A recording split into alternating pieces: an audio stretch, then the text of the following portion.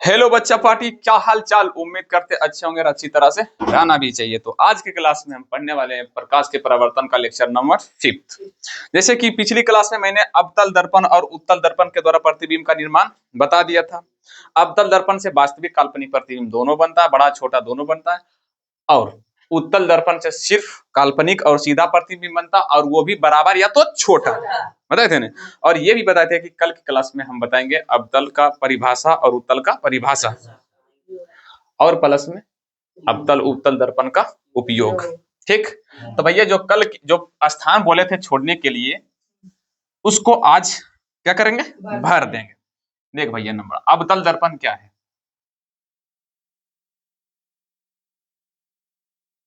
अवतल, ठीक नहीं तो सिंपल ये है भैया तुम्हारा का अवतल। चित्र के द्वारा बोलेगा तो समझा देगा, लेकिन परिभाषा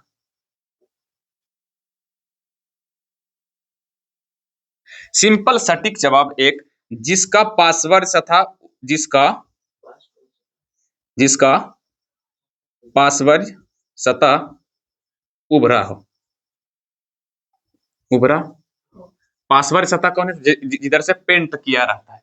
जिधर से दर्पण पेंट किया है उसको क्या बोलते हैं, पार्श्व सतह। और जिसका पार्श्व सतह से निकला हो उसको क्या बोलेंगे, अवतल दर्पण। क्या बोलेंगे, अवतल। और जिसका पार्श्व सतह क्या हुआ, धंसा हो। क्या हो, धंसा। ये भैया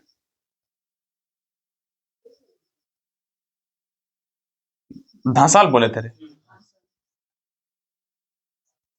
धंसा हो। क्या हो, धंसा हो। जिसका पार्श्व सतह धंसा हो उसे क्या बोलेंगे, उत्तल दर्पण। अब बोलेंगे सर जी इसको तो पहले भी समझा सकते थे, पर अब यहीं पर हम क्या करेंगे, इसका पहले परिभाषा लिख लेगा। अब यहीं पर हम उत्तल और अवतल दर्पण का उपयोग भी पढ़ लेंगे। सॉरी, पहले अंतर पढ़ लेते हैं। क्या पढ़ लेते हैं, अंतर। ठीक नहीं तो भैया जब भी बोलेगा, अब है क्वेश्चन में अवतल और उत्तल में क्या अंतर। जब भी बोलेगा अवतल और उत्तल, कौन हंस रहा है, दर्पण में अंतर बोलेगा। अंतर लिखने के लिए तो एक तरफ लिख देना अवतल दर्पण और एक तरफ लिख देना उत्तल दर्पण। उत्तल इस तरफ अवतल, इस तरफ उत्तल। पहला क्या है भैया, इसका पार्श्व सतह क्या होता है, उभरा रहता है। इसका क्या रहता है, धंसा रहता है। धंसा रहता। क्लियर। अच्छा, इसके द्वारा वास्तविक काल्पनिक दोनों बनता है। वास्तविक बनता है कि नहीं, वास्तविक और काल्पनिक दोनों प्रतिबिंब का निर्माण होता है। दोनों प्रतिबिंब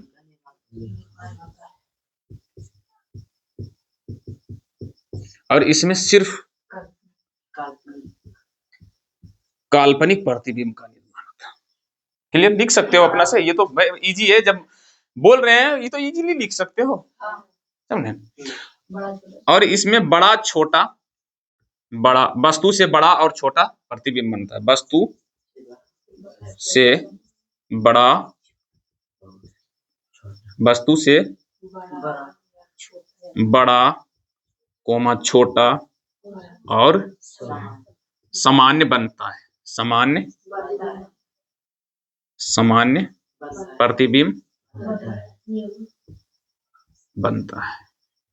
और इसमें सिर्फ या तो बराबर या तो छोटा। तो भैया लिख लोगे, ठीक ना। हालांकि हमको बोलेगा 5 नंबर के अंतर निकलेगी तो पूरा बोर्ड भर देंगे, लेकिन तुम सबको सिर्फ अभी 2 नंबर। इस क्वेश्चन हमेशा किस में पूछा जाएगा, 2 नंबर में। लेकिन 5 नंबर में भी अगर पूछा जाएगा तो कोई दिक्कत नहीं, यहाँ पर सब बिंदास बैठे। इसका फोकस दूरी ऋणात्मक होता है। फोकस दूरी ऋणात्मक होता है। अच्छा, ऋणात्मक अच्छा से लिख देते हैं।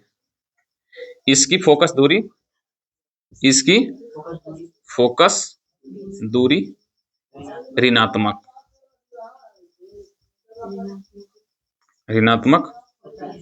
होती, और उसका क्या लिख देगा, धनात्मक। अब ये ऋणात्मक धनात्मक क्या होता है, इसके बारे में हम चर्चा करेंगे आगे। आज की क्लास में हम पूरा कंप्लीटली इसको लगभग कर ही लेंगे। कल की क्लास में हम न्यूमेरिकल थोड़ा सा क्या करेंगे, पढ़ लेंगे, ठीक ना। आज की क्लास में इसको हम कंप्लीट कर लेंगे, चैप्टर को ही कंप्लीट कर लेंगे। कल की क्लास में न्यूमेरिकल चलेगा। तो भैया क्या ये चीज समझ में आया, क्या ये चीज समझ में आया। मैं इसको मिटाऊं, चलो भैया। अच्छा, इसका एक और अंतर लिख देते हैं भैया, लिख दें। इसका उपयोग, इसका, अच्छा नहीं, जब पढ़ा देंगे तो खुद लिख लोगे। ये 5वां नंबर में थोड़ा सा जगह खाली छोड़ देना और लिख लेना अपना खुद से। जब समझा देंगे तो याद रखना, जब खुद से बोलने लिखने के लिए तो ये मत समझना कि भैया कि सर जी किसी तरह बच के भागना चाह रहे हैं। एक होता भैया राह पर हाथ पकड़ के चलाना, एक होता उसको कंधा पर लेके चलाना, दोनों में आसमान जमीन का फर्क है। तो तुमको कंधा पर लेकर हम चलाने वाले नहीं, हम थोड़ा सा क्या करेंगे, हम बहुत कोशिश करेंगे सिर्फ तुमको राह दिखाने के लिए। हम ऐसा मास्टर है नहीं भैया कि तुमको अंगुलियों पकड़ लेकर चलेंगे, ऐसा है ही नहीं। कुछ ऐसे चीजें जो खुद से करो तो बेहतर होगा। हम 1000 बार बोले तुम सबको एग्जाम तुमको देना, मेरे को ये सब चीज याद है, मेरे को कंप्लीटली याद। अगर हमको अभी एग्जाम में बैठा देगा तो भी छोड़ दो, मेरा बात ही खत्म करो। लेकिन पढ़ाई कौन कर रहा है? तुम सब। हमसे कई गुना, हम, तुम्हारा फर्ज बनता कि हमसे कई गुना ज्यादा तुम सबका मेहनत करना, अगर तुमको वेस्ट बनना है तो। नहीं तो तुम ऐसे ही आते रहो, देखियो मास्टर सर जी नहीं बताने का माने तो किसी तरह निकल रहे। गधे हो तो गधे की तरह सोच ही रहेगा, ठीक ना। जो गधा रहेगा वो गधा की तरह ही सोचेगा। ये खुद से करेगा तो ये कभी फील नहीं होगा, अरे यार हम खुद से कर लिए। अरे कभी कल खुद से भी कुछ किया करो ताकि गर्व महसूस हो, अंदर से फील हो कि हाँ हम कुछ किए। ऐसे आके ऑनलाइन की तरह पढ़ा दें और अच्छा से समझा दें और पूरा लिख के सब चीज, हमें चाहे पीडीएफ इंटर सब कुछ डाल दें, तुमको नोट्स वोट सब मतलब बोलेंगे भैया सब चीज व्हाट्सएप पर आना, हम डाल देंगे सब चीजें। तो फिर तुम कर क्या रहे हो? फिर तुम पढ़ ही क्यों रहे हो? छोड़ दो पढ़ने के लिए, सारा काम जब टीचर ही करेगा तो तुम पढ़ क्यों रहे हो? ये चीज सबसे आज ऐसा नहीं कि यहाँ पर ये पूरा बिहार बर्बाद हुआ इसी के चक्कर में। बच्चा को कोर्स खरीद लो, लाइव क्लास होगा, पैनल पीडीएफ मिलेगा, नोट्स मतलब हाथ से बनाया हुआ मिलेगा। हालांकि हम भी बोले थे अगर तुम सबको जरूरत पड़ेगा तो बोलना, हम दे सकते हैं। लेकिन उसी बच्चे को जो थोड़ा सा नॉर्मल है, थोड़ा सा गधा टाइप का है, लेकिन अगर तुम खुद से सहमत हो, लग रहा है तुम सबको कि खुद से हम नोट्स बना सकते हैं, तो याद रखना खुद से बनाइयो, क्योंकि खुद का नोट्स बहुत अच्छा होता है। जैसे कि शादी ब्याह में माँ बाप के पसंद देखो, अपना पसंद आसमान जमीन का फर्क होता है। समझ में आया कि नहीं? क्लियर? हालांकि तुम्हें शादी शादी ब्याह के बात नहीं समझ में आएगा, इसीलिए हम वहां पर नहीं जा रहे हैं। याद रखना कुछ ऐसे चीज होता है जिसका खुद से ही बनाया करो। चलो भैया अब हम क्या लिखेंगे? अवतल दर्पण का उपयोग। मैं सबका नोट्स चेक करूंगा, ठीक। अवतल दर्पण का, अगर किसी का क्लास आज का कल पे टला, जैसे कि आज का क्लास है कल करेंगे, आज का नोट्स कल बनाएंगे, तो तुम सबको तो पीट देंगे। यहाँ पर आते हो चेक करेंगे, पीटा जाओगे। लेकिन ऑनलाइन वालों जिंदगी बर्बाद पक्का है, फिक्स है। अगर तुम्हें पढ़ाई करना तो आज वाला आज ही करो, कल पे कभी मत टालो ही नहीं। कल पे टालोगे तो फिर तुम्हारा जीवन टल जाएगा। इससे अच्छा तुम पढ़ाई को टाल दो, बोलो पढ़ना ही नहीं है। तुम सब तो गलतियों से इसी मत करियो। हम तो इस सबको समेट लेंगे, पीट के हमेशा कर देंगे, लेकिन तुम सबको क्या कर सकते हैं? समझा सकते हैं। अगर तुम सबको समझना है समझो, नहीं समझना तो भैया हम कुछ कर ही नहीं सकते। जो अपने माँ बाप के गरीबी के देखकर पढ़ ही नहीं सकता तो उसको क्या कर सकते? कुछ नहीं कर सकता। तुम सबको हम मोटिवेट, तुम बोलेगा सर जी कुछ देखना समय आएगा ना तो बोलेगा सर जी कुछ मोटिवेट वाला बात कीजिए, वीडियो डालिए। अरे कहाँ मोटिवेट करेंगे? तुम्हारा अगल बगल में तुम्हारा घर की स्थिति देखकर तुम मोटिवेट नहीं हो रहा तो हम क्या करेंगे? तुमको मोटिवेट करेंगे? कितना बड़ी बात।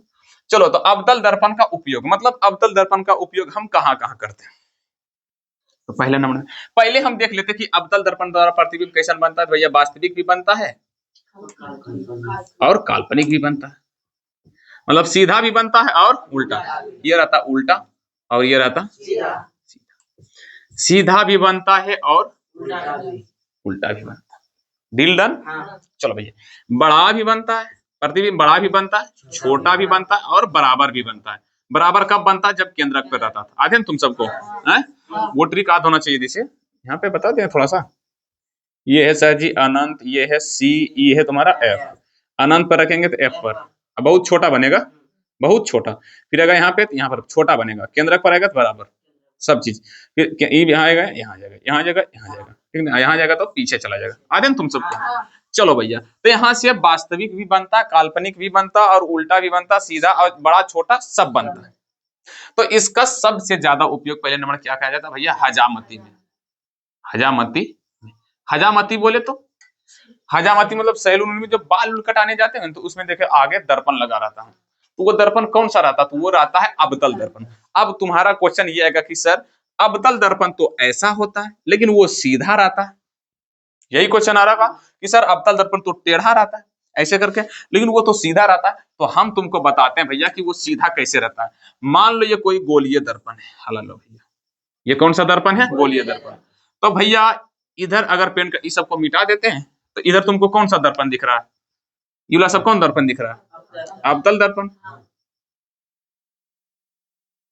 ठीक नहीं। और इसको यहां तक भी मिटा देते हैं भैया, अवतल है ना, अभी तक है अवतल। अब बताओ ये कौन सा दर्पण है? अब लग रहा है कि नहीं सीधा, ऐसे सीधा। तो मतलब जो सैलून में तुम इतना बड़ा दर्पण देख रहे हो सीधा, वो हालांकि एक बहुत बड़ा गोला का छोटा सा क्या है, भाग है। समझ में आता है कि नहीं? वो बहुत सारा मतलब बहुत बड़ा जो गोला है उसका छोटा सा क्या है, भाग है। जैसे कि हम इतना बड़ा गोला बताते हैं, इतना छोटा अभी भी मेरा सीधा नहीं है, जब इतना मिटा देंगे तो लग रहा है कि अब सीधा दर्पण है। तो वो समझ लो वो कितना बड़ा गोला दर्पण से काटा होगा। अब बोलेगा सर जी मान लीजिए आप इतना मिटा दिए, तो इतना को दर्पण बनाने के लिए इतना आप बर्बाद किए, गधे हो तुम। क्या हो? गधे हो। कैसे? तो देखो बता देते हैं। अब इसको क्या करेंगे, इतना दूर काट लेंगे तो समतल हो गया, सीधा हो गया। फिर इतना काट के बहुत सारा दर्पण, बोले समझ में आ रहा है? मतलब गोला एक है लेकिन उसे बहुत सारा दर्पण बना लिया जाए। Deal done? समझ में सबको आ रहा है? तो भैया उसी तरह, तो अब इसीलिए इसका आकार हमको क्या दिखाई पड़ता, सीधा। इसका जवाब मिल गया। अब हजामती में क्यों किया जाता है? क्योंकि भैया जब हजामती में नाई लोग दाढ़ी बाल बनाता है ना, तो उसका थोड़ा सा फेसबा बड़ा दिखे, बड़ा दिखे। और अवतल दर्पण का तो खासियत है कि प्रतिबिंब क्या बनाता, बड़ा बड़ा प्रतिबिंब बनाता, चेहरा बड़ा दिखता है। और भैया वो बाल उसको काटने में क्या होता, आसानी होता है। सिंपल। अगर पूछेगा कि अवतल दर्पण का उपयोग हजामती में क्यों किया जाता है, क्योंकि अवतल दर्पण वस्तु का प्रतिबिंब बड़ा बनाता है, जिसके कारण हजामती को बाल बाल बनाने में तकलीफ नहीं होता है। और जब तुम सैलून में जाते होगे तो देखता कि जी मोटा उटा तुम ज्यादा दिखता होगा, तो इसका मतलब ये नहीं है कि भैया रियल में तुम मोटा हो, वो थोड़ा सा तुम्हारा शरीर को बढ़ा चढ़ा के दिखा रहा है। बेचारा किसी का नाक अगर थोड़ा सा अगर रहेगा तो उसका थोड़ा सा ज्यादा मोटा दिखता है वो सब। ये चीज हम देखें, जिसका गाल चुटका उसका भरा हुआ दिखेगा भैया अति में, वो अपने आप को गर्व महसूस करेगा, आ हा क्या स्मार्ट आज देख रहे हैं। लेकिन बेचारा फिर बाहर आएगा, घर वाला इनाम देखेगा तो फिर समतल, अगर गलती से समतल देगा तो उसका सामान दिखा देगा, रियल वाला दिखा देगा। अब रियल वाला दिखा दिया तो मुंह लटका लेगा, भैया हम ऐसा है सिर, मतलब ऐनमम तो देख रहे थे, सैलूनम तो ऐसा दिख रहे थे, अभी ऐसा कैसा, कुछ तो गड़बड़ है। जैसे कि मान लो मोबाइल में फिल्टर लगा दे तो सुंदर, रियल में खींचो तो भैया खराब, तो वही होता। समझ में आया कि नहीं? तो किसमें, हजामती में। दूसरा इसका क्या, तो भैया वाहनों के हेडलाइट में, जो गाड़ी उड़ी टॉर्च उच रहता है ना उसके हेडलाइट में, वाहनों मतलब गाड़ी के हेडलाइट में, गाड़ी लिखो या वाहनों लिखो, क्या लिखो,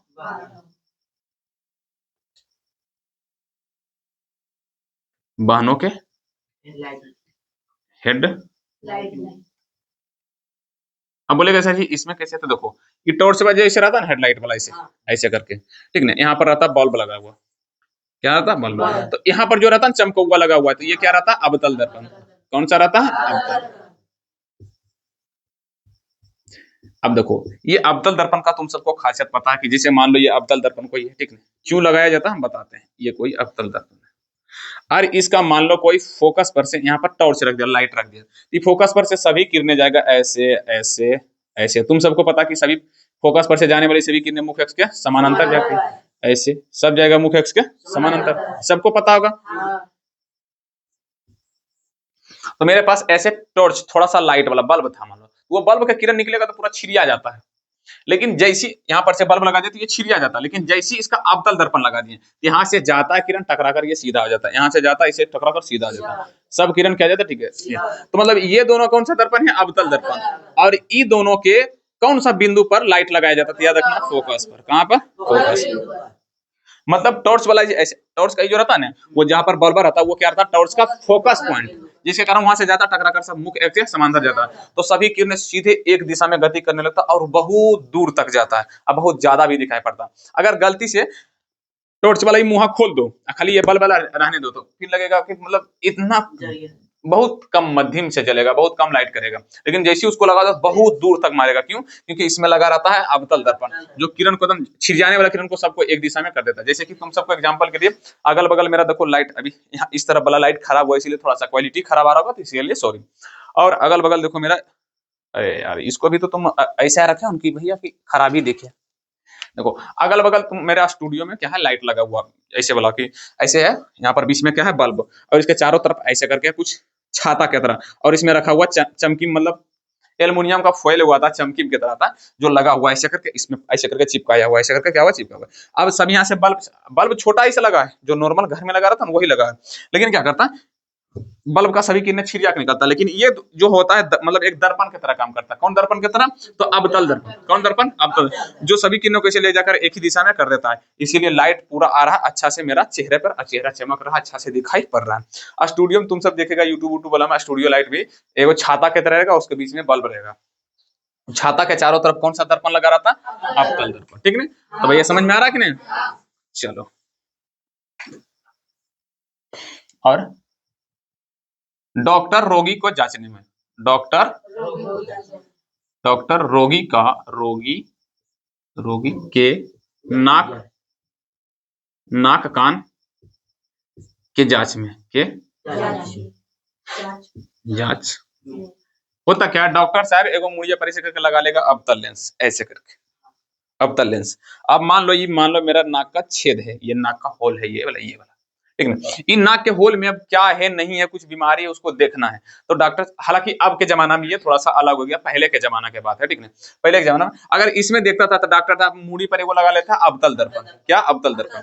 मान लो यहाँ पर लगा लिया अवतल दर्पण, क्या लगा लिया? अवतल।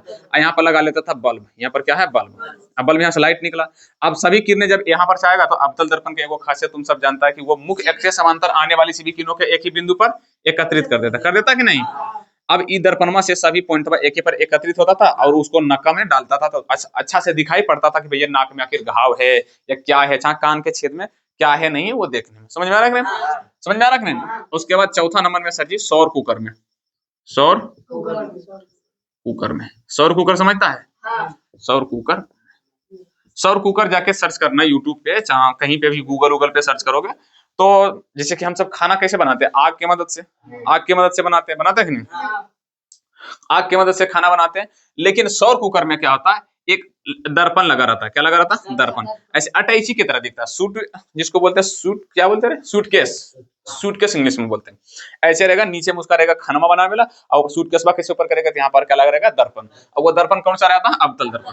अब सूर्य भगवान के सभी किरणें मुख्य अक्ष से समांतर आता है, जैसे आ रहा, सबको क्या करेगा? एक बिंदु पर एकत्रित कर देगा। क्या कर देगा? एकत्रित कर देगा। अच्छा, तुम सब देखा होगा कभी कल, क्या करना, बहुत सारे दर्पण लेना। क्या लेना? बहुत सारा दर्पण, कम से कम 10 दर्पण लेना। क्या? 10 दर्पण। और 10 लड़का मिलके ऐसे सभी सूर्य की किरणें, जैसे मान लो इस तरफ से सूर्य भगवान उगे हैं, अब सभी लड़का इस तरफ से 10 दर्पण को लेकर एक ही, सभी लड़का एक ही पॉइंट पर 10 दर्पण का, मतलब यहाँ से आएगा किरण टकराकर दर्पण से जाएगा एक पॉइंट पर, और सभी एक पॉइंट पर मार देना। और वहां पर कागज धरोगे तो कागज जल जाएगा। तो समझ लो, अगर वहां पर खाना रख देंगे, चावल रख देंगे, तो वो चावल भी बन जाएगा। तो इसी बेसिस पर क्या करता, सौर कुकर रहता है, जो ऐसे करके दर्पण लगा रहता है, और यहाँ पर ऐसे करके रहता है, यहाँ पर कुकर जो खाना बनाना है, उसमें चावल दाल जो डालना है डाल दो, पानी उनी, थोड़ा सा लेट से बनता है लेकिन बन जाता है। अगर हाई क्वालिटी के सौर कुकर लेगो तो फिर तो बाप रे, मतलब बात ही मत करो, खाना उतना ही तेजी से बनेगा जितना तुम्हारा गैस के चूल्हा पे बनता है। समझ में आया कि नहीं? तो भैया सौर कुकर में कितने लोग को इस चीज समझ में आ गया? समझ में आया ना? अब करते हैं सर जी उत्तल दर्पण का उपयोग। उत्तल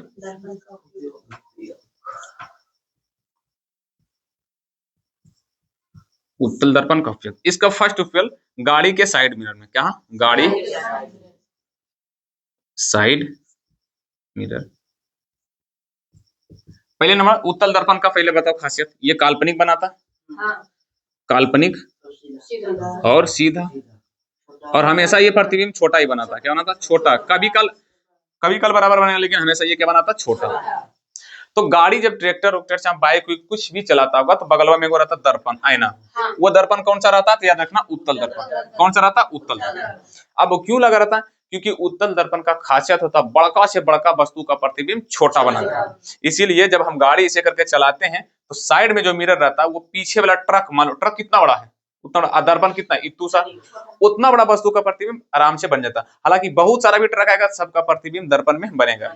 क्यों? क्योंकि उत्तल दर्पण का खासा चीज होता है कि बहुत बड़का बड़का प्रतिबिंब को छोटा सा क्या करेगा? वो बना देगा।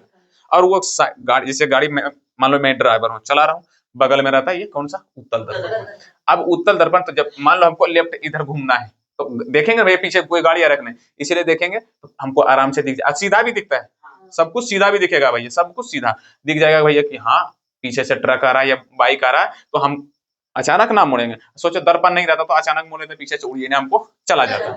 समझ में आ रहा है कि नहीं? तो उत्तल दर्पण को गाड़ी के साइड मिरर में उपयोग करते हैं।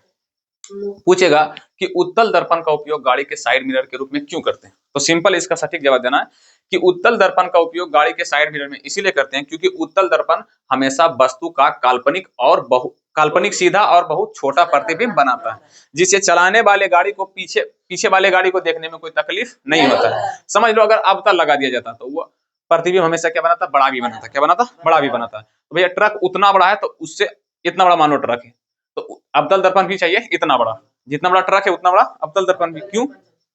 क्योंकि वो प्रतिबिंब बड़ा बनाता है। समझ में आ रहा है कि नहीं?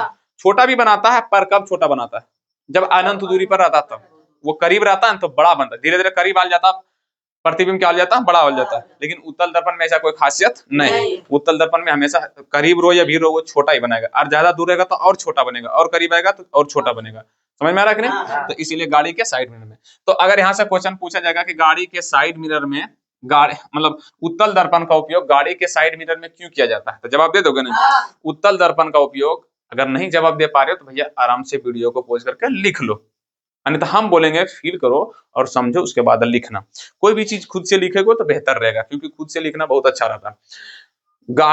गाड़ी के साइड मिरर में उत्तल दर्पण का उपयोग इसीलिए करते हैं क्योंकि गाड़ी चलाने वाले ड्राइवर को पीछे की वाहनों को देखने में तकलीफ नहीं होता, क्योंकि उत्तल दर्पण हमेशा वस्तु से छोटा प्रतिबिंब और सीधा बनाता है, जिसके कारण गाड़ी चलाने वाले ड्राइवर को कोई प्रॉब्लम नहीं होता। सिंपल ऐसी लिख देना, कोई दिक्कत नहीं है। जहां पर भी दिक्कत होगा आके भैया डिसलाइक करके चल जाना, कमेंट में जो बोलना है बोल के चला जा सकते हो, ठीक ना? अब उसके बाद अगला सर जी, तो रोड पर लगे हेडलाइट में, रोड पर लगे हेडलाइट में, हेड देखो रोड पर जो ऐसे बल्ब लगा हुआ रहता है, ऐसे करके देखो तुमसे बल्ब ऐसे रोड पर रहेगा, यहाँ पर से कोई ऐसे निकला हुआ रहेगा, यहाँ पर ऐसे करके रहेगा बल्ब लगा हुआ, ऐसे लगा रहता है ना। तो इसमें जो रहता है ना दर्पण, टॉर्च वाला में रहता है अवतल, लेकिन इसमें रहता है उत्तल। क्यों? क्योंकि उत्तल का खासियत क्या आता है, जैसे कि मान लो ऐसे उत्तल है, ठीक ना, इसका ऐसे पेंट कर दिया और इसका मान लो हम यहाँ पर मान लो यहाँ पे बल्ब रख दें, यहाँ से जाएगा ये छिड़ जाएगा, इधर यहाँ से जाएगा कुछ ऐसे छिड़ जाएगा, छिड़ जाता है कि नहीं? मतलब अगर इसके फोकस पर से बिंदु को अगर बहुत सारे किरने तो और क्या करता है, छिड़िया देता है। और रोड पर चाहिए भी कि रोड पर चाहिए छिड़ियाना ही, एक ही जगह एकत्रित करता, पता चला रोड के एक ही जगह दिखाई पड़ता। और रोड पर ऐसा नहीं होता, रोड पर जो ऐसे लाइट रहता है वो पूरा छिड़ियाता है, पूरा दिखाता है, समझ में? तो रोड पर लगे हेडलाइट में। और कहाँ पर उपयोग करते हैं तो याद रखना, रोड के रोड या सड़क लिखो रे, रोड लिख रहा तुम सब, सड़क लिखो, क्या लिखो? सड़क के मोड़ पर, मोड़। तुम सब उत्तल दर्पण कभी देखा नहीं है, समझा? उत्तल दर्पण देखता तो मजा आ जाता, ठीक ना? अब अच्छी बोल रहे हैं कि क्या सड़क के मोड़ पर, जैसे कि मान लिया जाए ये मेरा क्या है, रोड है, ये रोड है, यहाँ से जस्ट इधर टर्न करना, घूमना है, लेकिन यहाँ पर बीच में मान लो कोई घर बना दिया बंदा, कोई क्या बना दिया, घर। अब तुम जब इधर से आओगे ये इस तरफ टर्न लोगे, तुमको गाड़ी दिखाई पड़ेगा? कोई दिखाई पड़ेगा कि इस तरफ से कोई गाड़ी आ रहा है? अब इस तरफ से भी जो इधर से आ रहा है उसको इस तरफ वाला नहीं देखेगा, और जो इस तरफ से आ रहा है उसको इस तरफ वाला नहीं देखेगा। मतलब दोनों को देखने में क्या आ जाएगा, तकलीफ होगा। और गलती से दोनों एक ही बार दोनों समय में गाड़ी आ जाएगा तो यहाँ पर एक्सीडेंट होने के चांसेस बहुत ही क्या होता है, ज्यादा होता है। ऐसे मोड़ पर एक्सीडेंट होने का चांस बहुत ज्यादा। रोड ही थोड़ा सा बना देते हैं, रोड थोड़ा सा मान लो ये चौड़ा वाला रोड है, ठीक, थोड़ा सा घुमाव भी अच्छा बना देते हैं, क्या ठीक है? अब ये मान लो क्या तुम्हारा सड़क, ये क्या है, सड़क। अब यहाँ पर सबसे ज्यादा एक्सीडेंट होने की चांसेस ज्यादा, तो यहाँ पर कोई ऐसा उपाय है सर जी जिससे एक्सीडेंट कम हो? तो भैया तुम्हारे पास एक ही ऑप्शन है, तो घर तोड़ दो। दूसरा का ऑप्शन है, बताते हैं, तुम्हारे पास ऑप्शन है कि घर तोड़ दो, तो घर तोड़ेगा नहीं भैया, किसी दूसरे का घर तुम किसे तोड़ोगे? तो तुम्हारे पास एक और ऑप्शन है कि क्या करो कि देखो इस साइड घर है, इस साइड एगो लाओ ऐसे करके यहाँ पर लगा दो उत्तल दर्पण। क्या लगा दो? उत्तल उत्तल ये क्या है सर जी? उत्तल। अब ये उत्तल दर्पण का अगर कैसे रोड पर लगाया जाता है, इसका अगर बेस्ट एग्जांपल समझना है तो जाके सर्च करना यूट्यूब पर, सड़क के मोड़ पर उत्तल दर्पण कैसे लगाया जाता है, ऐसे सर्च करना, मस्त से तुमको मिल जाएगा। नहीं तो एगो फेवरेट तुम सबको बताए थे कल की क्लास में, यूट्यूब चैनल बता देते हैं, खाली जाकर सर्च करना क्या, अमित XYZ, चाहे क्रेजी XYZ, कुछ भी बोल सकते हो, अमित XY, चाहे ऐसे मैंने उसका चैनल बता दें, CRAZY, क्रेजी XYZ, ये है क्रेजी XYZ। सड़क के मोड़ पर उत्तल दर्पण कब लगाया या कैसे लगाया, जो भी सर्च करेगा वो आ जाएगा। लगाया था। अब वो जब लगा देगा ना तो उत्तल दर्पण जैसी गोल नियर रहता है, ऐसे नहीं गोल नियर, जैसी उत्तल दर्पण लगा देगा ना भैया साहब, तुम सब देखोगे ना उत्तल दर्पण है छोटा सा, लेकिन वो पूरा दुनिया बहुत दूर दूर तक वो अपना प्रतिबिंब अपना अंदर में दिखा देगा। जैसे यहाँ पर लग गया तो इधर से जो गाड़ी चलाने वाला आएगा, हल्का दर्पण ऊपर चला गया, हल्का सा नीचे ही रखते हैं, मान लो ऐसे ही रख देते हैं, ठीक है, कैसे रखे हैं यहाँ पर, ठीक है। मान अब इधर से जो गाड़ी चलाने वाला आएगा तो उसको दर्पण में इधर वाला सारा व्यू दिखेगा, याद रखना सारा व्यू दिखेगा। और जब इधर से आएगा तो उसको इस तरफ वाला सारा व्यू दर्पण के अंदर में दिखाई पड़ेगा। इसीलिए जब गाड़ी चलता आएगा देख लेगा उधर कोई नहीं आ रहा तो आराम से मुड़ लेगा, एक्सीडेंट होने के चांसेस कम होता है। और उत्तल दर्पण जब भी तुम सब सर्च करके देखना कि उत्तल दर्पण में प्रतिबिंब, क्या है कि मेरे पास तो उत्तल दर्पण है ही नहीं, तो भाई क्या कर सकता हूँ, सिर्फ यही वर्ड। अब यूट्यूब पर तुम सब भी यहाँ पढ़ रहे हो, घर में मोबाइल होगा, बड़ा भैया चाचा चाचा कोई भी होगा, उसका से करके सर्च करके देख लें। अगर पढ़ने का अगर इच्छा है तो कर सकते हो, अगर पढ़ने का इच्छुक है तो कर सकते हो। अब तुम ऑनलाइन कर ही रहे हो भैया, अभी वीडियो को पॉज करके कट करके थोड़ा सा सर्च ही कर लो, देख लो। अब उसी में लटकल मत रहो, अच्छा लास्ट में वीडियो खत्म हो जाएगा तब देख लेना, कोई दिक्कत नहीं है। तो भैया सड़क के मोड़ पर, ठीक भैया, इसका भी 3 उपयोग बता दिए। तो भैया ये हो गया उपयोग। तो अभी जो बता रहे थे अवतल उत्तल दर्पण का अंतर, तो उसके नीचे में लिख देगा भैया इसका उपयोग अति हजामती में, गाड़ी के वाहनों में, गाड़ी के हेडलाइटों में लिख देगा किया जाता है, और इसका उपयोग गाड़ी के साइड मिरर, रोड पे लगे हेडलाइट और रोड के मोड़ों पर किया जाता है। लिख देगा, एक अंतर और हो गया, क्लियर, लिख देगा कि नहीं। चलो भैया, उम्मीद करते तुम सबको यहाँ तक बहुत अच्छा से समझ में आया होगा, ठीक है ना। अवतल दर्पण का उपयोग, उत्तल दर्पण का उपयोग, दोनों का स्क्रीनशॉट कृपया करके मार लें अच्छे से। स्क्रीनशॉट में साइड हो जाता हूँ, स्क्रीनशॉट हो गया, क्लियर, समझ में आया कि नहीं। अब हम थोड़ा सा आगे चलते हैं, क्या आगे सर जी, तो अब हम थोड़ा सा न्यूमेरिकल पढ़ेंगे। क्या पढ़ेंगे, न्यूमेरिकल। न्यूमेरिकल क्या था सर जी, तो थोड़ा सा गणित। क्या गणित पता है, जैसे कि हम यहाँ पे मान लो कोई अवतल दर्पण है, क्या है, अब बहुत हो गया तुमको केंद्रक पर वस्तु, फोकस पर वस्तु, बहुत हो गया नहीं सब। अब वस्तु फोकस पर नहीं, अब कहेंगे क्या कि एक अवतल दर्पण है जकरा से 10 मीटर की दूरी पर एक बच्चा खड़ा है।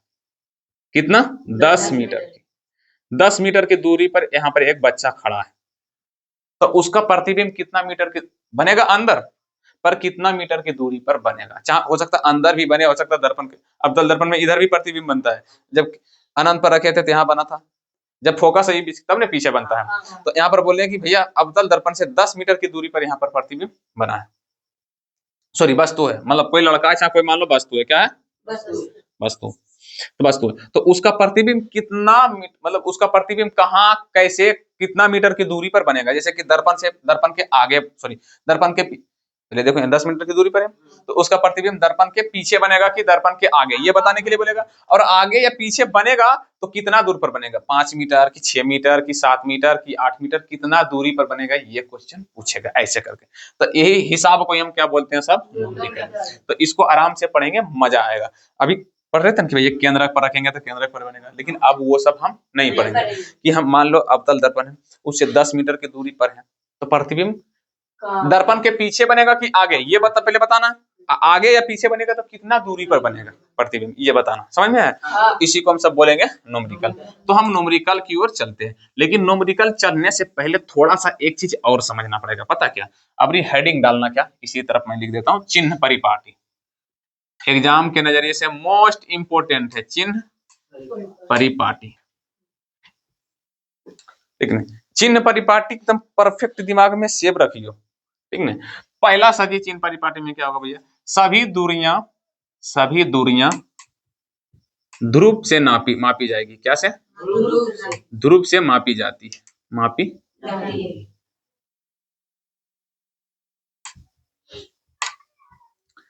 मतलब जैसे कि उत्तल दर्पण के जैसे क्या होगा, जैसे कि मान लो अवतल हो या उत्तल दर्पण कोई भी हो, उसका सभी दूरियां कहां से मापा जाएगा, ध्रुव से। जैसे कि अभी अवतल दर्पण दिए थे, एक अवतल दर्पण एरा बोले थे कि 10 मीटर की दूरी पर कोई बालक खड़ा है, तो ध्रुव यहाँ है, तो मतलब यहीं से 10 मीटर की दूरी पर कहाँ होगा, खड़ा होगा। समझ में आया। चलो भैया, सभी दूरियां, सबसे पहला टॉपिक, सभी दूरियां कहां से नापा जाएगा, ध्रुव से। अब ये मान लेते कोई दर्पण है, क्या है, ये कोई दर्पण है, सीधा नहीं है ना,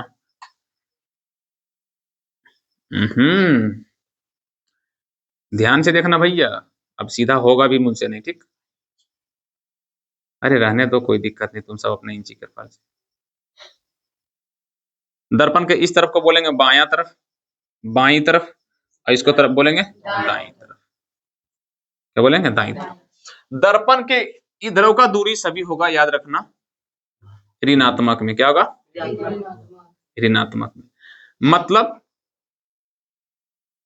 मतलब जैसे मान लो अवतल दर्पण है, अवतल दर्पण के किस तरफ वस्तु रहता है, हमेशा इस तरफ, तो 10 मीटर की दूरी पर बचा था, तो ये 10 मीटर हमेशा तुम किस में लेगा, माइनस में, किस में लेगा, माइनस में, क्योंकि दर्पण के बाईं तरफ की सभी दूरियां किस में मापी जाती है, ऋणात्मक में। या तो कौनो दूरी है, बच्चा वाला, जैसे कि प्रतिबिंब की दूरी, या तो वस्तु की दूरी, या तो फोकस दूरी, कुछ भी दूरी हो हमेशा क्या होगा, ऋणात्मक, और उस तरफ का दूरी क्या होगा, धनात्मक। धनात्मक बोले तो प्लस में, इसमें प्लस में, ऋणात्मक बोले तो माइनस में, ठीक नहीं। और इसके बीचों बीच एक मुख्य अक्ष भी होता है, ठीक नहीं, मुख्य अक्ष के ऊपर जो सभी ऊंचाई है, जो दूरी नापेंगे, उस किसमें नापेंगे, कितने लोग को पता है, धनात्मक, किसमें, धनात्मक में, ऊंचाई ऊपर, मुख्य अक्ष के ऊपर, ऊपर की ऊंचाई किसमें नापेंगे, धनात्मक में। अभी नोट्स बनाने के लिए मिलेगा मौका, फिलहाल के लिए समझो। और नीचे का क्या मिलेगा, तो याद रखना, ऋणात्मक, किसमें, ऋणात्मक बोले तो माइनस में। अब इसी को लिखना कैसे, एग्जाम मतलब एग्जाम में भी पूछता है कि चिन्ह परिपाटी को भी क्या करें, लिखिए। तो तुम्हारे पास दो ऑप्शन, दो तरीका है लिखने के लिए, हम एक तरीका अभी बताते, दोनों तरीका बताते हैं, दोनों में से जो तुमको पसंद आएगा वो क्या कर लेना, ठीक है। जैसे कि चिन्ह परिपाटी, तो हम, मेरा सबसे सटीक लगता है भैया कि एक तो चिन्ह तुम पहले पारो और इसको लिख दो भैया, तुम क्या है, दर्पण, और इसका एक मुख्य अक्ष दे दो, लो भैया ये क्या है तुम्हारा, मुख्य अक्ष, ठीक नहीं। और क्या कर देना, यहाँ पर लिख देना, दर्पण से बाईं की दूरी ऋणात्मक होती है, मतलब माइनस होता है, ठीक है। और दर्पण से दाईं और की दूरी धनात्मक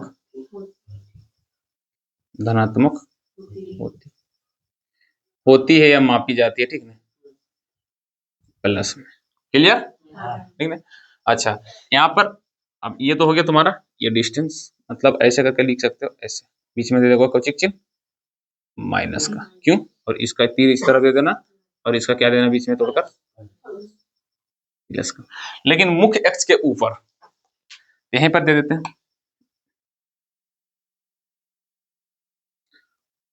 मुख्य अक्ष के ऊपर की दूरी धनात्मक मापी जाती है, ठीक है। और यहाँ पर मुख्य अक्ष के नीचे की दूरी हो या ऊंचाई हो, सब एक ही होता है, दूरी ऋणात्मक में मापी जाती है,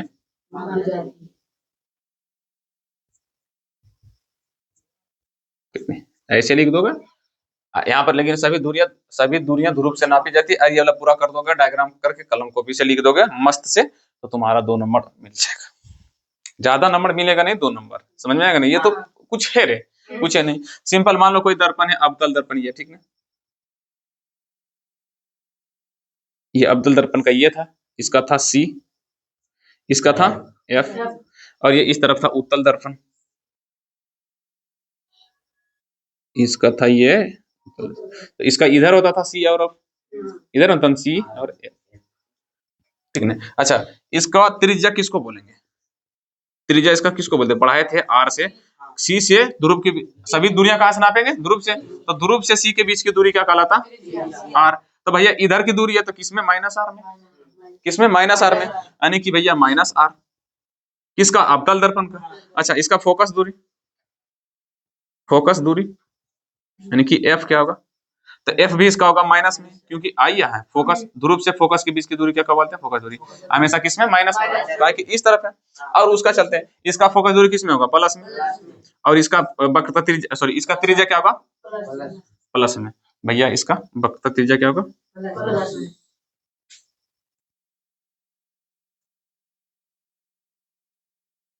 और इसका होगा फोकस दूरी, फोकस दूरी प्लस में, ठीक ना? तो एक अंतर और लिख सकता है कि भैया अवतल दर्पण का त्रिज्या, चाहे फोकस दूरी, चाहे सिर्फ लिखना अवतल, जैसे अंतर लिखाए थे ना, तो उसमें बोले थे तो अवतल दर्पण का फोकस दूरी हमेशा क्या होगा? ऋणात्मक, और उत्तल का हमेशा होगा धनात्मक। यहाँ पे सेव करना, ठीक ना? अवतल का हमेशा ऋणात्मक और उत्तल का हमेशा क्या होगा? धनात्मक। यहाँ से ऑब्जेक्टिव बनेगा। निम्न में से पूछेगा, निम्न में से कौन सी दर्पण है जिसकी फोकस दूरी ऋणात्मक होती है? ऑप्शन ए में दे देगा समतल, अवतल, उत्तल, इनमें से कोई नहीं, तो कौन होगा? अवतल। कौन होगा? अवतल। तो भैया यहाँ से तुम्हारा ऑब्जेक्टिव ऐसे भी पूछेगा, किसकी वक्रता त्रिज्या हमेशा ऋणात्मक होती है? तो अवतल का। और किसका हमेशा धनात्मक होता है? तो उत्तल का। कितने लोगों को क्लियर आ गया समझ में? तो भैया समझ में अगर आ गया होगा तो ठीक है, अगर समझ में नहीं आया तो और अच्छा वाली बात है। क्लियर? अभी तक हम क्या क्या पढ़े?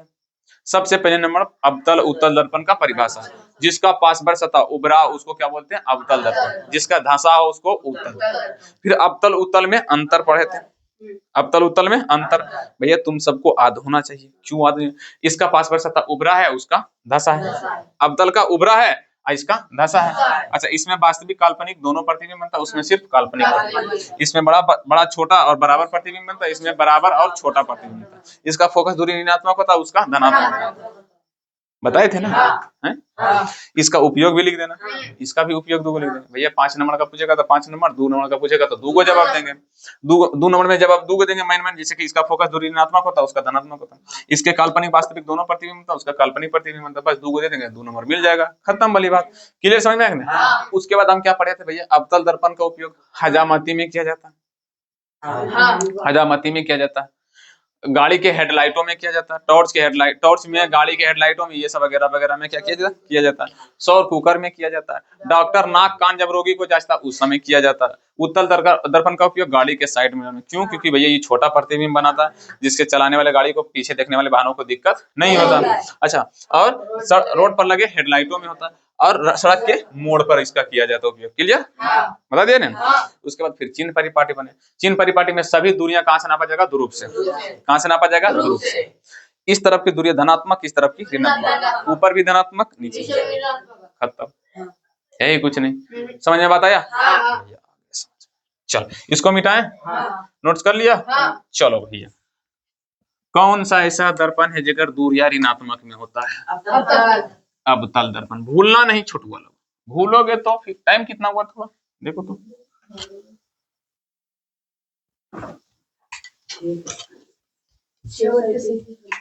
6:37 हुआ। कितना मिनट का वीडियो? लंबा ज्यादा हो रहा क्या? 38 मिनट अभी हुआ है, ठीक ना? अब हम पढ़ेंगे दर्पण सूत्र। क्या पढ़ेंगे? दर्पण सूत्र। दर्पण सूत्र याद रखना, दर्पण सूत्र क्या होता है? तो 1/f बराबर 1/u प्लस 1/v। भैया ये फॉर्मूला को तुम रट लो, क्या करो? रट लो। अब ये u v f क्या होता है हम ये अभी बताते हैं। F जो है वो है क्या? फोकस दूरी, दर्पण का फोकस दूरी। दर्पण का फोकस दूरी क्या है? फोकस दूरी। u क्या है? वस्तु की दूरी। v क्या है? तो प्रतिबिंब की दूरी, बस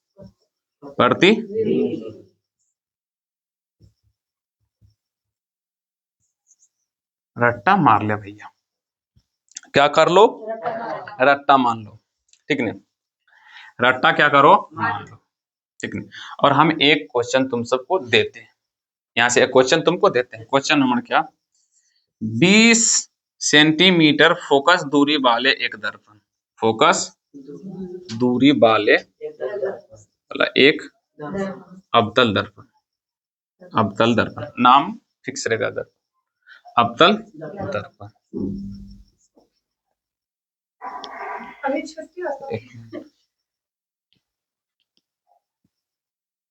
समझा? 20 सेंटीमीटर फोकस दूरी वाले एक अवतल दर्पण से 20 सेंटीमीटर नहीं देते हैं, क्या देते हैं हम? 10 सेंटीमीटर। 10 सेंटीमीटर फोकस दूरी वाले एक अवतल दर्पण से 30 सेंटीमीटर की दूरी पर 30 सेंटीमीटर की दूरी पर एक बालक या वस्तु या कुछ भी बालक खड़ा है। तो बताइए कि अवतल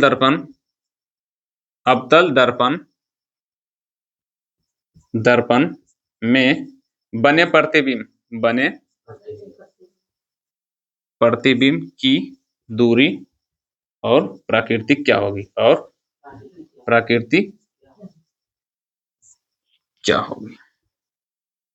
क्या? ये तुम्हारा क्वेश्चन है। मतलब एक अवतल दर्पण है जिसका फोकस दिया हुआ, तो अब पहले पार लेते हैं भैया। एक मेरा है अवतल दर्पण, ये सर आपका अवतल दर्पण।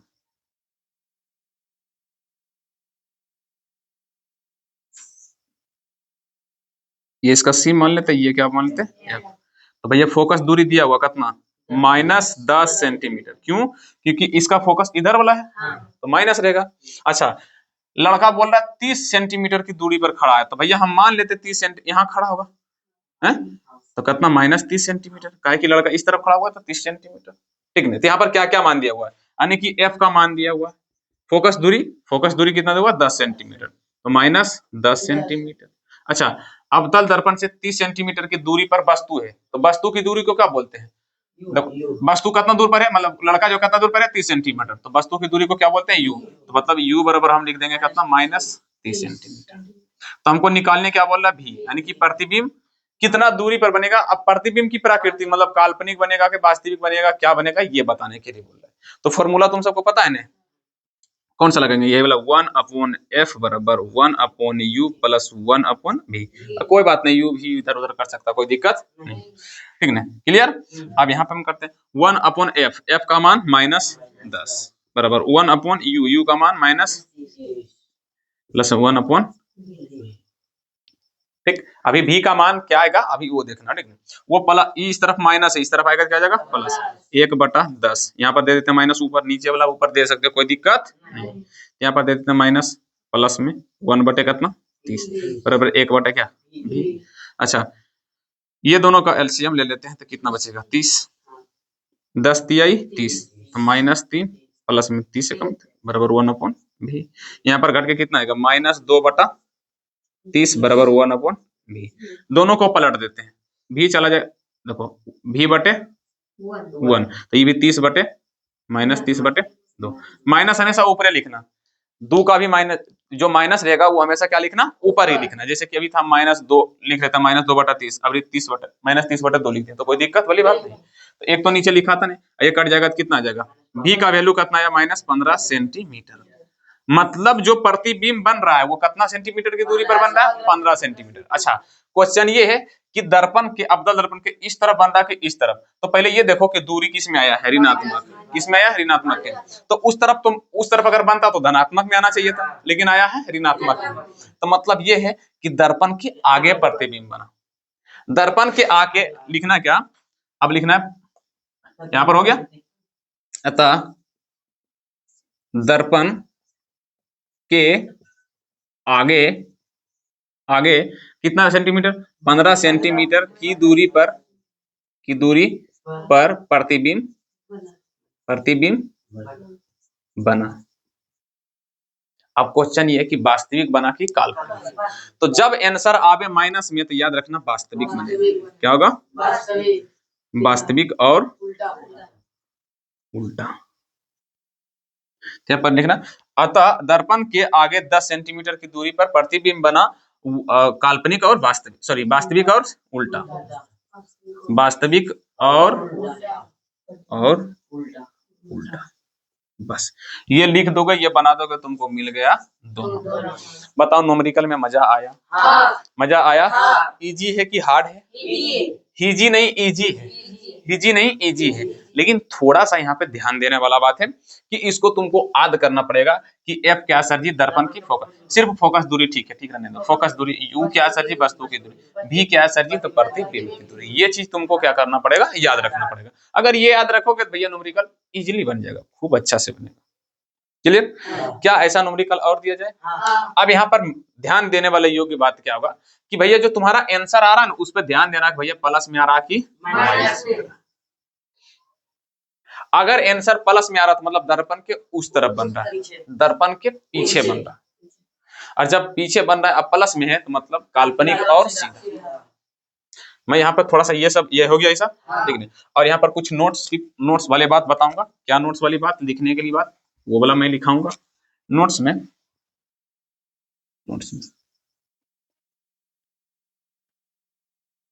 यदि नोट्स में लिखने वाली बात क्या है सर जी? यदि आंसर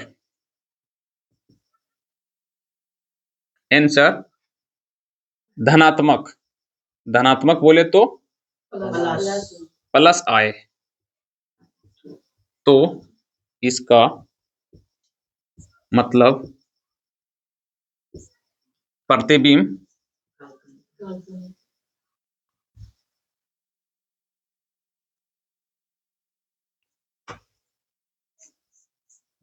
इसका मतलब प्रतिबिंब दर्पण के दाईं ओर और बना और चाहे ये दर्पण के दाईं ओर ये नहीं पूछेगा, ठीक है। प्रतिबिंब काल्पनिक और सीधा, ठीक है। प्रतिबिंब काल्पनिक और सीधा।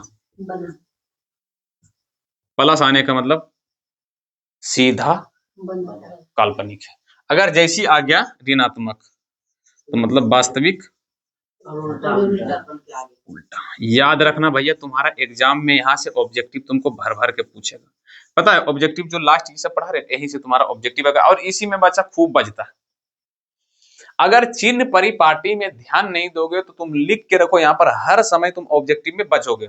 लेकिन जैसे इस पर ध्यान दे दोगे, फोकस दे दोगे, तो लिख के कहता हूँ ऑब्जेक्टिव देखते के साथ खटाक दूना सही मारोगा, एक भी तुम्हारा गलत नहीं होगा। लेकिन ध्यान दोगे तब, ठीक नहीं। नोमरिकल ठीक है, नोमरिकल बना लेंगे, पर यहाँ से ऑब्जेक्टिव भी बनता है।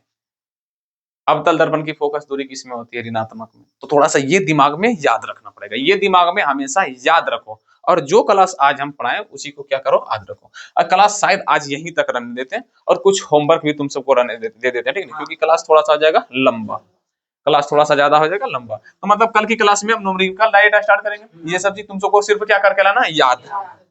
क्या करके लाना है? याद। सबसे मोस्ट इंपोर्टेंट किसको याद करना है? चिन्ह परिपाटी को याद रखना है, चिन्ह परिपाटी को। क्लियर? चिन्ह परिपाटी को एकदम से बढ़िया से भैया याद रखियो, नहीं तो हो जाएगा तुम्हारा दिक्कत, ठीक है। सबसे फर्स्ट क्वेश्चन सर जी, प्रकाश के परावर्तन से आप क्या समझते हैं? दूसरा मार्क कर दो।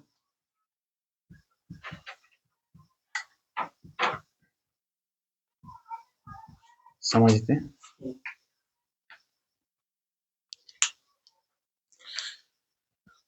क्या समझते हैं? किरण आरेख, किरण आरेख मतलब समझता है? किरण आरेख के साथ उत्तर दे, साथ उत्तर दे। याद रखना भैया, 2 नंबर में पूछेगा। वो बोले तुमको लिखना पड़ेगा, किरण आरेख कैसे बोलेगा? चिन्ह पढ़ना पड़ेगा, समतल, आपतित किरण, परावर्तित किरण, अभिलंब आपतन, सब लिखना पड़ेगा, ठीक है। परावर्तन के कितने नियम? परावर्तन के कितने नियम है? उनके नियमों को लिखें, उनके नियम को लिखें। क्लियर? आ गया? Thank you. किरण पुंज क्या है उनके प्रकार को परिभाषित करें। परिभाषित मतलब परिभाषा के साथ उत्तर देना, ठीक ना। लाइट क्या है, लाइट क्या है, लाइट बोले क्या है, तो इंक डाला उसमें, डालो इंक, जब छोड़ दें उसको डालो। प्रकाश क्या है उसके बारे में हम पूछ रहे हैं, क्लियर। ओ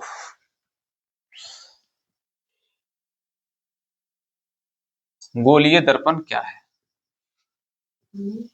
गोलीय दर्पण क्या है, यह कितने प्रकार के होता है, यह कितने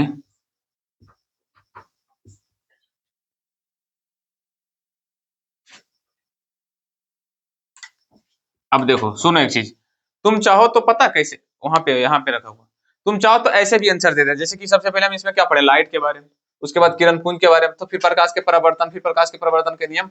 हम जानबूझ के तुमको पता है आगे पीछे करके दे रहे हैं, जानबूझ के। लेकिन अगर तुम सबके पास अगर कॉमन सेंस थोड़ा सा दिमाग होगा तो तुम एक तरफी से कर सकते हो। कौन पे अगर तुमको मैं ये क्वेश्चन दे रहा हूँ, तुमको पता चल रहा कि पहले हम कौन पढ़े नहीं पढ़े, तो मतलब तुमको याद है, मतलब तुमको अभी तक याद है, और ये याद है तब समझ ले भैया कि इसी को पकड़ के तोड़ देना है। तो याद रखना पहले किसको बनाना है, लाइट के बारे में, कि भैया लाइट क्या है, उसके बाद हम भी लाइट के बारे में, फिर किरण पढ़े थे, लेकिन मेन हम पढ़ेंगे किरण पुंज के बारे में, ठीक है, किरण पुंज के बारे में। फिर उसके बाद प्रकाश के परावर्तन के बारे में पढ़े, उसके बाद प्रकाश के परावर्तन के नियम के पढ़े, उसके बाद गोलीय दर्पण के बारे में पढ़े थे। लेकिन उससे भी पहले पढ़े थे हम क्या, समतल दर्पण के द्वारा प्रतिबिंब, सॉरी इसके बारे में पढ़े थे, प्रतिबिंब के बारे में। तो भैया मैं जैसे तैसे लिख रहा हूँ जानबूझ कर, ठीक नहीं, लेकिन तुम सबको सटीक सीधा जवाब देना है, ठीक है। प्रतिबिंब क्या है, समतल दर्पण द्वारा प्रतिबिंब की प्रकृति को लिखिए, प्रकृति को लिखिए, लिख देगा। लो रे इंक दो, कहाँ डाल दिया, लो डस्टर दो, थोड़ा डस्टर दो, डस्टर उसको लगा दो, ठीक ना। उसके बाद अवतल और उत्तल दर्पण में अंतर लिखिए, अवतल और उत्तल दर्पण में अंतर। अगर तुमको फिर से अगर तुमको जवाब ऐसे डायरेक्ट देना तो कोई दिक्कत नहीं, दे सकते हो, अगर जैसे जवाब देना चाह रहे हो दे सकते हो, पर अगर ऐसे दोगे जवाब तो थोड़ा सा रिवीजन होता है अच्छा से, लेकिन कोई दिक्कत नहीं, ऐसे भी जवाब दो, ऐसे ऐसे ऐसे कोई दिक्कत नहीं, कोई दिक्कत ही नहीं, कैसे भी, मुझे सिर्फ क्या चाहिए, जवाब, ठीक। अवतल और उत्तल दर्पण की परिभाषा दें चित्र सहित, चित्र सहित। देखो याद रखना, जब गोलीय दर्पण के बारे में पूछे है ना, ये कितने प्रकार, तो गोलीय दर्पण का चित्र भी चाहिए, उसका प्रकार के बारे में भी लिखना होगा। खाली लिखना कि अवतल दर्पण उत्तल दर्पण, उसका परिभाषा मत लिख देना। उसका हम देखो यहाँ पर पूछे अवतल दर्पण और उत्तल दर्पण की परिभाषा चित्र के साथ दें, तो ये भी तुमको करना है। उसके बाद लिखना है अवतल दर्पण से, अवतल दर्पण के कितनी स्थानों से किरण ले जा सकते हैं, समझा, किरण ले जा सकते लिख लेगा।